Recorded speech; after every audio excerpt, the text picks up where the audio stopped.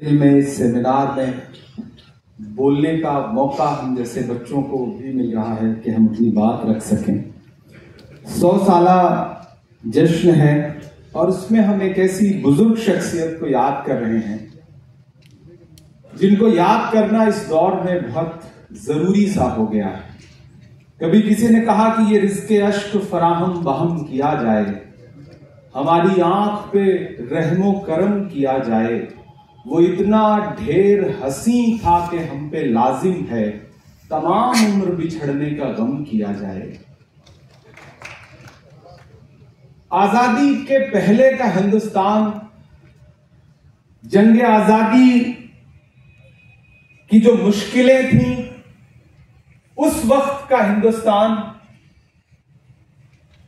बिल्कुल जो नफरत का माहौल उस वक्त रहा होगा, ऐसे वक्त में मुफ्ती किफायतुल्लाह साहब जैसी शख्सियत को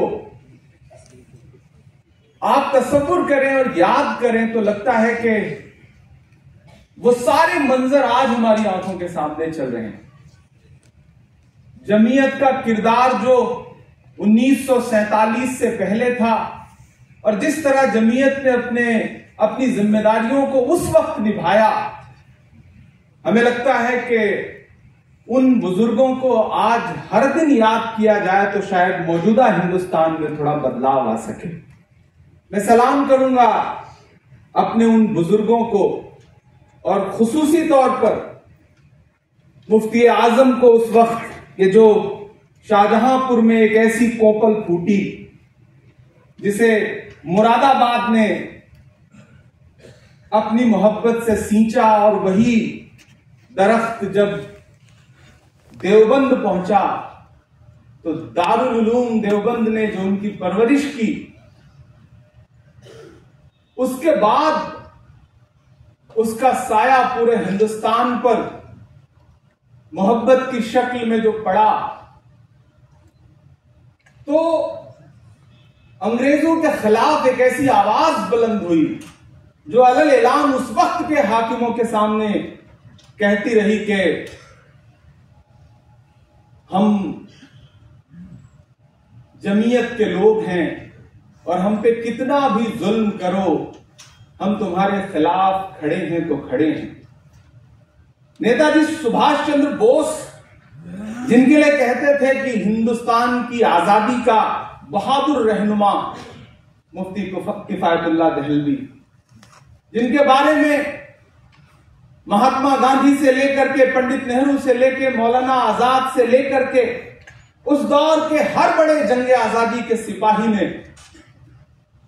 जिनकी अहमियत को न सिर्फ कबूल किया बल्कि हर प्लेटफॉर्म पर उनकी तारीफ भी की।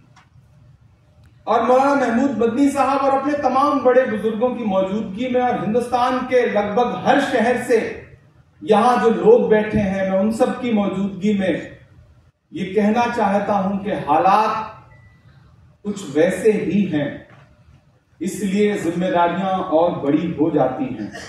आपने हमेशा मजहबी रहनुमाई की और सियासी और समाजी रहनुमाई भी की। जमीयत का दायरा सिर्फ मजहबी रहनुमाई तक महदूद नहीं है, आपका दायरा उसी तरह बड़ा है जिस तरह मुफ्ती किफायतुल्लाह साहब उस वक्त जंग आजादी की लड़ाई भी लड़ रहे थे तो यहां से हजारों किलोमीटर दूर फलस्तीन के मजलूमों की लड़ाई भी लड़ रहे थे। दायरा कितना वसी था, उसी तरह से उसी तहजीब और उसी रवायत को आगे बढ़ाते हुए जमीयत का दायरा बहुत बड़ा है।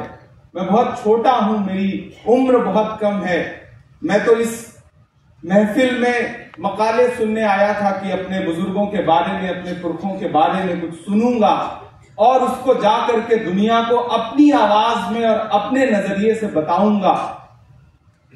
मैं मौलाना महमूद मदनी साहब को एक खुसूसी तौर पर एक बात के लिए मुबारकबाद दूंगा कि इस दौर में इस्लामिक रिवायतों को और हमारे बुजुर्गों की जो सोच थी उसको जिस तरह से अपग्रेड करके आप हिंदुस्तान के सामने रख रहे हैं, दुनिया के सामने रख रहे हैं, उसके लिए आप मुबारकबाद के मुस्तहिक हैं। और खुसूसी तौर पर जमीयत ने जो काम किया है उस दौर में, हम करें बात दलीलों से तो रद्द होती है, उनके होठों की खामोशी भी सनद होती है। कुछ न कहने से भी छिन जाता है इजाज़े सुखन, जुल्म सहने से भी जालिम की मदद होती है। आपने हमेशा इस बात को दुनिया के सामने रखा और लड़ाई कानूनी तौर पर, समाजी तौर पर, सियासी तौर पर इतनी खामोशी से लड़ी कि शोर मचाने वाले शोर मचाते रहे, क्रेडिट लेने वाले क्रेडिट लेने की कोशिशें करते रहे, लेकिन जमीयत ने इस मुल्क में गंगा जमुनी तहजीब को बचाने के लिए और मजलूमों की जो खामोशी से लड़ाई लड़ी है उसके लिए जितना सैल्यूट किया जाए, जितनी तारीफ की जाए, वो अपने आप में कम है। तो मैं खुसूसी तौर पर मौलाना महमूद मदनी साहब को और अपने तमाम बुजुर्गों को जो डाइस पे बैठे हैं और जो सामने बैठे हैं, वो इतने बड़े हैं कि मैं सबका नाम भी लेने की जसारत नहीं कर पा रहा हूं। मैं सिर्फ इतना कहूंगा कि मुझे एक छोटी सी बात याद आती है कि साउथ अफ्रीका के प्रेसिडेंट बनने के बाद नेल्सन मंडेला एक दिन अपने दोस्तों के साथ और अपने स्टाफ के साथ एक रेस्टोरेंट में खाना खाने गए। अब प्रेसिडेंट खाना खाने आया है तो रेस्टोरेंट में अलग से उनके लिए स्वीट खोला गया, एक कमरा खोला गया, वो बैठ गए। उनके स्टाफ ने खाने का ऑर्डर किया तो नेल्सन मंडेला की नजर पड़ी कि सामने एक शख्स किनारे बैठा है और अपने खाने का इंतजार कर रहा है। नेल्सन मंडेला ने अपने ओएसडी को बुलाया और कहा वो जो सामने इंसान बैठा है उसको बुला लाओ और अपने साथ बिठा के खाना खिलाओ। प्रेसिडेंट का ओएसडी उठ के गया और उनको लेकर के आया और जो शख्स दूर बैठा हुआ था उससे कहा आइए हमारे साथ बैठिए। वो आदमी आया, खाना सर्व हुआ। जब खत्म हो गया खाने का सिलसिला, वो इंसान चुपचाप उठा और चला गया। एसडी नेल्सन मंडेला के पास आया, उसने कहा कि सर आपका हुक्म था, मैंने उस आदमी को बुला लिया था, लेकिन मुझे ऐसा लगा जैसे वो बीमार था। वो खाते हुए उसके हाथ कांप रहे थे। बार बार मुझे महसूस हो रहा था कि न वो कुछ बोल रहा है, सिर्फ चुपचाप खाना खा रहा है। बीमार था शायद। क्या आप उसे जानते थे? तो नेल्सन मंडेला ने कहा कि जब मैं 27 साल एक जेल में कैद था तो ये उस जेल का जेलर था। जब ये मुझे टॉर्चर करता था और मैं पानी मांगता था तो ये मेरे ऊपर पेशाब करता था।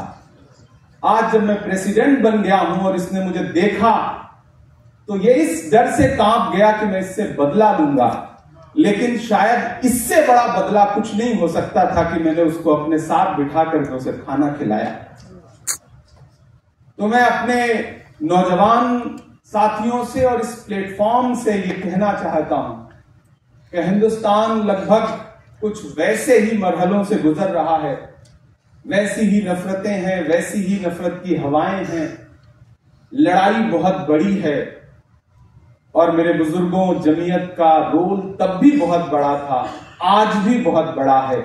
आगे बढ़िए, मुल्क बचाइए, गंगा जमुनी तहजीब बचाइए। सियासत सब कुछ नहीं कर सकती, बिना अपने बुजुर्गों की सरपरस्ती के शायद हम कुछ नहीं कर सकते। मैं यहाँ मेंबर ऑफ पार्लियामेंट बनकर के नहीं आया था। हकीमुद्दीन साहब हमारे बड़े हैं, हमारे सरपरस्त हैं, हमारे जिले के हैं। उनका हुक्म था कि आइए और बैठिए। मैं हाजिर हुआ। मैं यहाँ कोई तकरीर नहीं करूंगा क्योंकि मैं सब बड़ों को सुन रहा हूं और सुन के अपने आप को अपने इल्म में इजाफा कर रहा हूं। बस इतना कहूंगा कि इस मुश्किल दौर में उन तमाम नफरत वाली ताकतों को पहचानिए जो इधर भी खड़ी हैं, उधर भी खड़ी हैं। मिल करके इस लड़ाई को लड़िए, रहनुमाई करिए। मुल्क आपकी तरफ बहुत उम्मीद से देख रहा है। बहुत शुक्रिया।